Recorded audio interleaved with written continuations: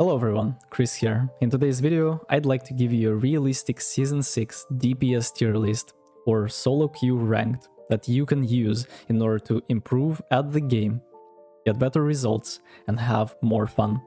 Let's get started.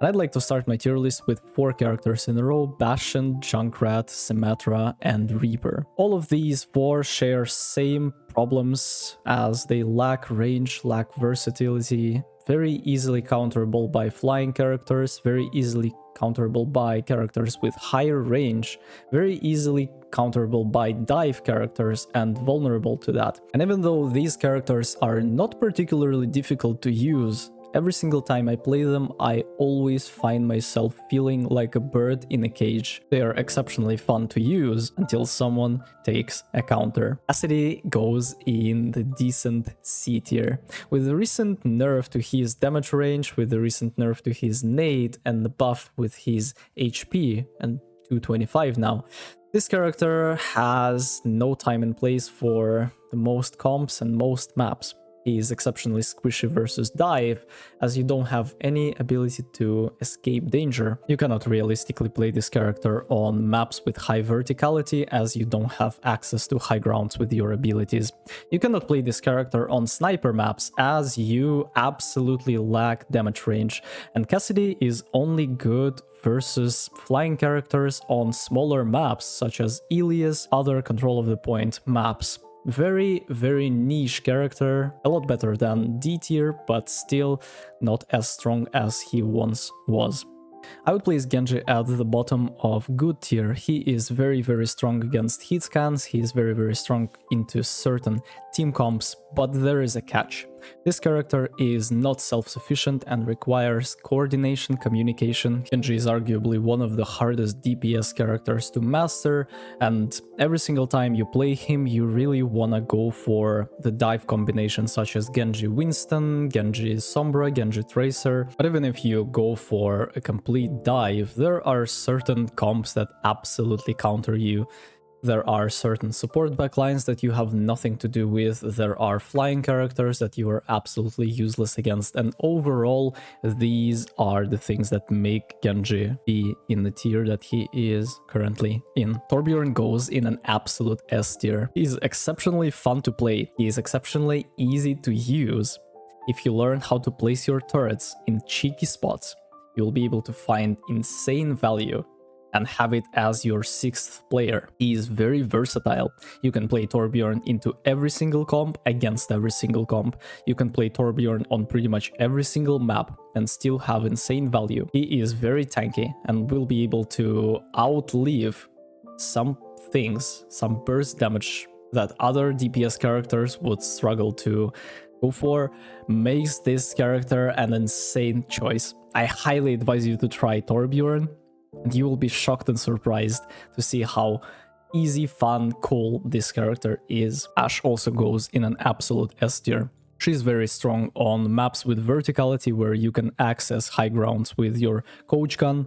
Her Bob is a great ultimate. You are the answer to flying characters, you are the answer to characters who has low damage range, and you are just an exceptional choice. It feels like you still have answers to Winstons, Wrecking Balls, and Doomfists, as you can just stand behind everyone and go for uncontested damage, especially if you pair Ashe with the Mercy Pocket.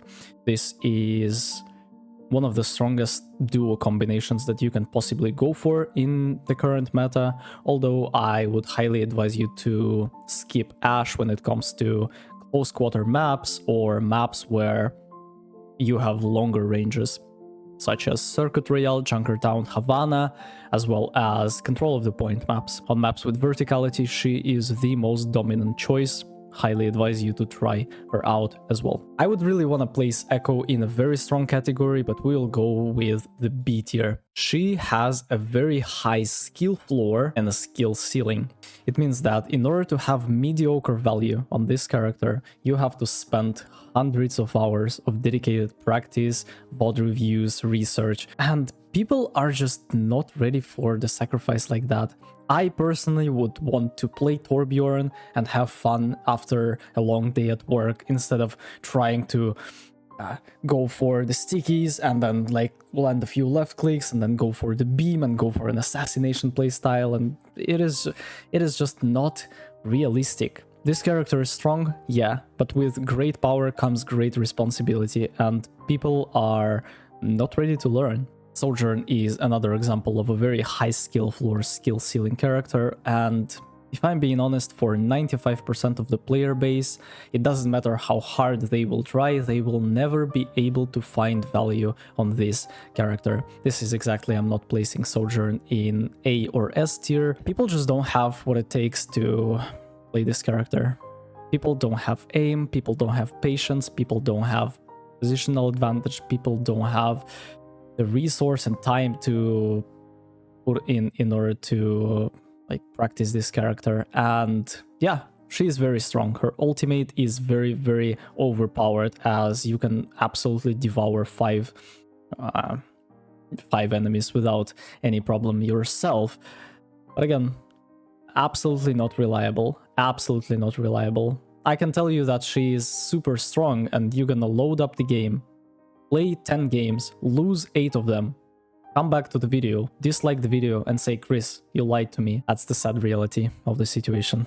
I would place Sombra in the middle of B tier. She is exceptionally strong below Masters level, as players never played versus a good Sombra player. She's very rarely used in ranks like this, and you can surprise them with spawn camps, you can surprise them with hacking them, going back to the cover, and then killing them because you have that additional damage boost from the hack.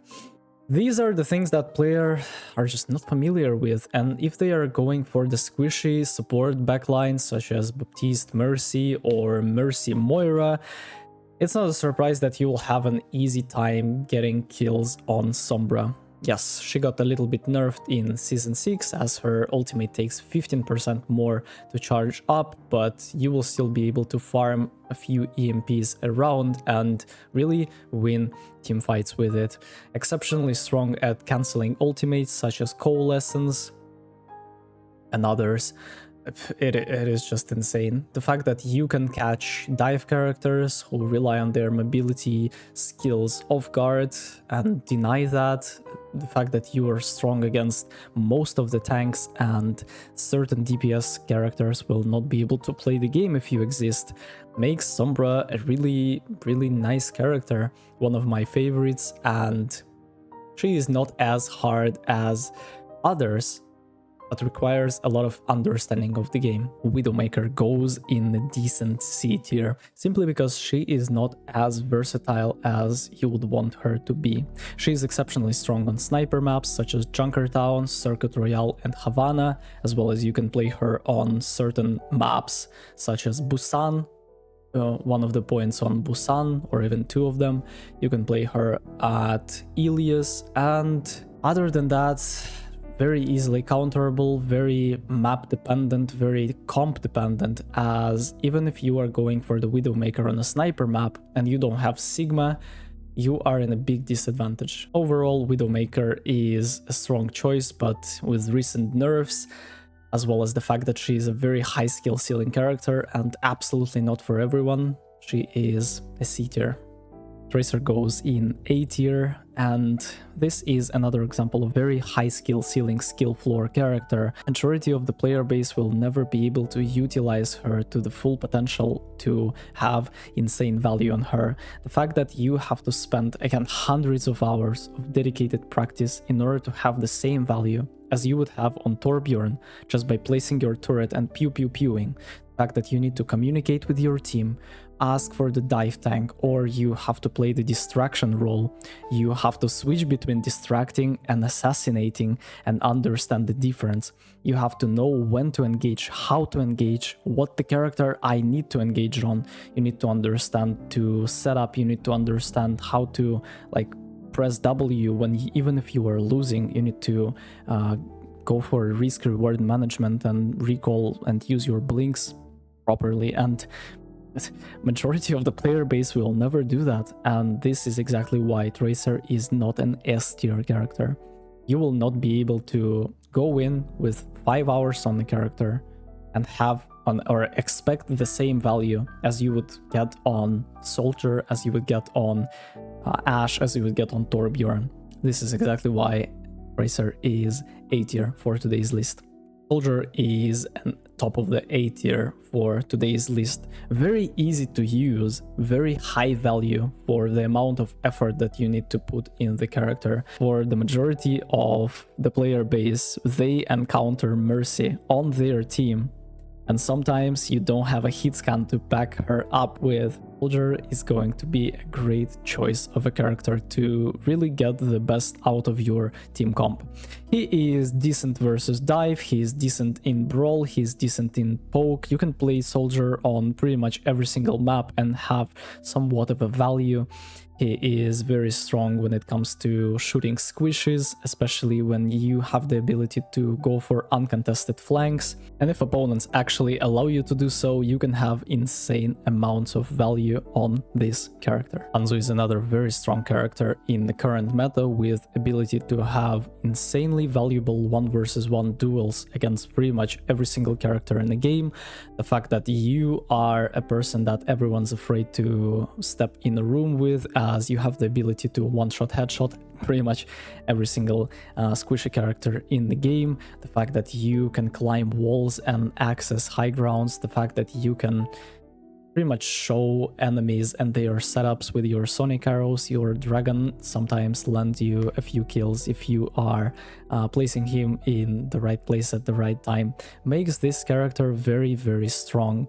You are the only character that can one-shot headshot across the map. You are the only character that can reliably poke enemies from far, and then if something is gonna happen to you within the next seconds, you can just retreat and change the position. Character is very fun to use, very difficult, especially when it comes to higher ranks, as people would go for counters, people would go for a different approach when it comes to movement, and it's gonna get a lot harder to hit them the further you are from them. But in reality, Hanzo is just very, very strong. Especially he is very, very strong against Torbjorn, he is very strong against Ashe, he is pretty strong versus Sombra, he's pretty strong versus Tracer, and overall, just a nice choice of a character for today's meta. Next up on the list we have Pharah, and I would place her in the top of the decent list. She is very nice when it comes to certain maps, as well as the fact that you can lend yourself a mercy pocket and go for insane damage boosted splash damage. Unfortunately, she is very high skill ceiling, as well as the fact that enemies will quickly swap double hit scan if they will feel like you are doing something in the game. You are getting countered by Echo, you are getting countered by Ashe, you are getting countered by Tracer Sombra duo, you are getting countered by pretty much most of the characters in the game, and in order to have value, you have to be an exceptional Pharah player. You are very easy to kill if you are not using your fuel properly, if you are not jumping when the right time arises. And overall, Pharah is just... I personally wasn't able to find any value on this character. Maybe I just have to spend 10 times more time in order to get mediocre results. Yeah, character is just not as good as other choices. The last character on the list is going to be Mei, and I would place her in the middle of good tier. You can have insane amounts of value on Mei if you are playing her with a brawl tank such as Reinhardt, Ramadra, Junker Queen, Orisa. The ability to trap an enemy tank and quickly kill him before enemies can break the wall and accessibly heal him makes you a very dangerous opponent and a threat. You work as an off tank, you work as a character that can pretty much destroy opponent if they make a mistake. Your ultimate is very strong when it comes to playing around the objective, playing around the car, playing around the it is just insane. Once you get the grip of her right click and left click, you can become an unstoppable force. Again, Mei is pretty bad versus certain characters, such as Ashe, Soldier. Mei is pretty bad versus flying characters, and overall, you have to be a really good player to have value on this character. Anyways, that's gonna be it for today's tier list. Let me know in the comments if you have any suggestion or you agree or disagree with this list. Thank you very much for watching. See you in the next one. Take care.